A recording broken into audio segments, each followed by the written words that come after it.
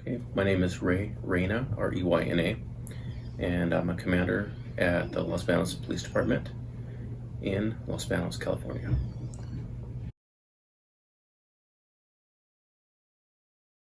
At the police department, there's a variety of jobs. Um, so, of course, there are the jobs that the public see, um, the most of which are patrol. Those are the officers that drive around in the black and white police cars, responding to calls, um, working traffic. So they're the face of the department. That's who the public sees. We also have on the road. We also have code enforcement officers, animal control officers, and so the public sees those employees as well. But we have a variety of other jobs, staff that work inside of the police department. Those are our record staff. We have jailers, community service officers. We have receptionists. Our dispatchers, we have several dispatchers, and they are the ones that answer the phones, 911 calls, when there's an emergency or when the public calls for questions. We have, as I mentioned, we have a jailer, so we do have a small type 1 jail in the police department where we house inmates for a short amount of time. So we have uniformed jailers that interact and assist the inmates and book them in. Let me think, record staff, I think I mentioned. So we have sworn and non-sworn employees at the police department.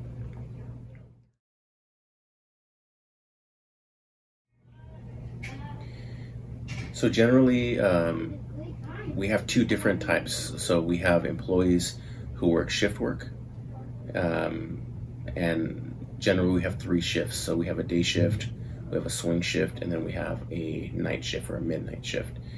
So shift employees work one of those shifts. Then we have employees that work business hours, Monday through Friday, usually 8 to 5. Those are employees that work in the office, processing records, administrative staff. Some of our supervisors, our detectives, and our code enforcement staff. But all employees are subject to call in. So I work during the day, but there's times where I come out and work at nights because something's going on or we're working on a major case. Some employees end up getting held over for 2 shifts because we have a major incident. I myself, I think I've worked in excess of 24 hours at a time. So all conditions, when it's hot, when it's cold, when it's raining, when you're tired, when you're sick, when you're hungry, it's just you're in public safety, so you never know. There's times where we have downtime and it's slow, and so you use that time to get caught up, to complete training. But when it's busy, it's very busy. And we also have training. So we have training days, we have training events that we have to complete as well. So a lot of hours, a variety of shift work, and but it's very rewarding. Well, there's quite a scale depending on what the job is. So I will say for to be a police officer, the training involves attending a basic post police academy. There are a number of police academies throughout California that you are able to attend. The academy is about 6 months. So the majority of those academies are intensive format, which means there's a lot of physical training, there's running, there's defensive tactics, there's firearms, and the majority of those are not you don't stay at the academy. So you go during the day and you go home at night. So there's a lot of training up front just to qualify for the position. After the basic police academy, if you get hired on, then there is ongoing professional training, there's continued professional training, post PSP training that you have to complete throughout the year. Every police officer has to do it. There's a certain number of hours that you have to meet. You have to pass firearms, you have to pass, there's so much training that you have to complete throughout the year. Some of it is per the policy, some of it's per the state. Pay pay, we have a pay scale, and I'm trying to think where we land in terms of pay right now. I think we start in the 5,000s and we top out maybe close to the 6,000s. We have pay incentives. So, for example, if we're hiring a new police officer, they can qualify for a hiring incentive up to $15,000. If they are working for another law enforcement agency, they can qualify for another incentive for lateral, which can give them another $3,000 or $4,000. So all in all, they can qualify for about $18,000 in signing bonuses. We offer pay for degrees. We offer pay for special assignments, master officer pay. We offer, for example, our detectives, they can receive up to initial 7.5% for being in that assignment. When you promote, you hit another pay scale. Okay, so police work, it's very, I don't want to say it's difficult to get in, but it can be difficult. Where we see a lot of issues with potential candidates are in the testing phase, the background investigation, and oral boards. So the testing phase tests a lot of your basic skills, such as reading, writing, comprehension, some math, being able to follow instructions. And a lot of candidates that go through the testing process, they fail out. And so reading, writing, things like being able to type, simple math abilities, they're very important. Don't push them to the side in high school. It's very important to have a good understanding of those things, because you will be tested on those. You will be tested on those even to get into a police academy. Some departments, they require a higher test score. So most agencies, I think, they require a score of about 44 on your T-score. Here in Los Banos, we were at 50, now it's 48, so it's a little bit higher. To get into Highway Patrol, I think it's 50.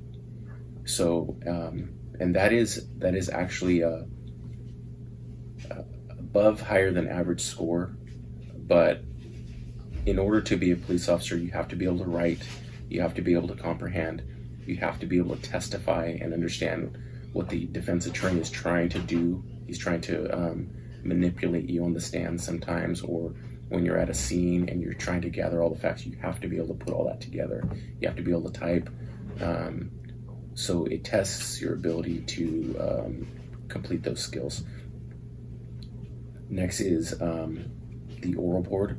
So sometimes young people come out of school, they're isolated, they're on their phones, they're doing things that don't involve so much interaction. They don't know how to talk to adults or each other. They're not comfortable conversing with others, and it comes out in the oral board. So so every year we have the ROP event, and that gives students an ability to be tested at the high school level and to go through a sample oral board. Those things are great. Those will help a student who's getting into the job market, into the job field.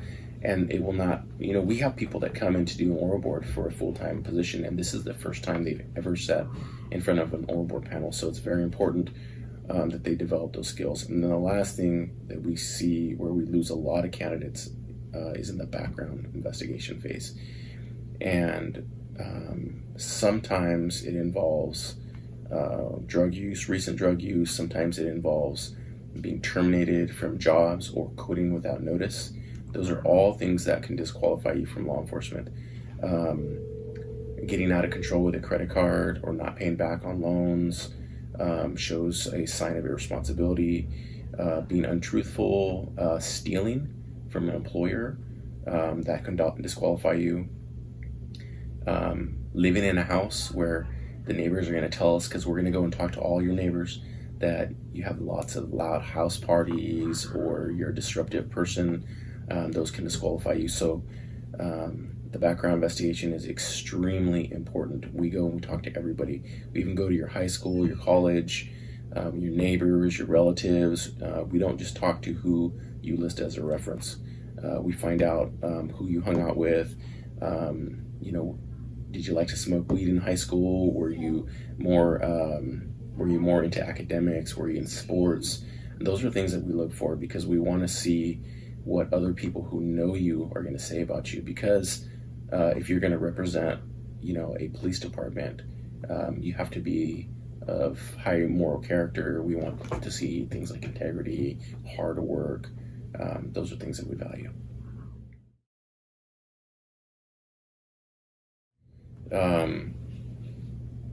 It's very important to it's very important to know what your goals are. Okay, even if you have multiple goals, start working towards them when you're young. Don't start on it when you graduate high school. Don't start working on your goals when you are getting ready to graduate college. And things, what I'm referring to is like your background. Think before you do things. Be the type of, even if you go and you work at fast food part-time, okay, think about what it is that you're going to want to do, because your potential employer may come and talk to those people one day. It's so very important to understand that people are going to identify you on what you do. The choices that you make when you're young can come back and either help you or haunt you when you're an adult. Get good grades, treat people with respect. Don't be afraid to learn something. Don't be afraid to stop and talk to people. And finally, most people are blessed with 2 hands and a brain and good health. Use that. Don't be afraid to work hard for what you want. Don't be afraid to put in the extra hours. Don't be afraid to open a book. Don't be afraid to go out and earn what you want. Don't look for the shortcut. Don't be afraid to use your 2 hands and your brain to go and get what you want, because when you work hard and you earn something, then you're going to be more proud than if you went around and you tried to find a shortcut towards what you want to do.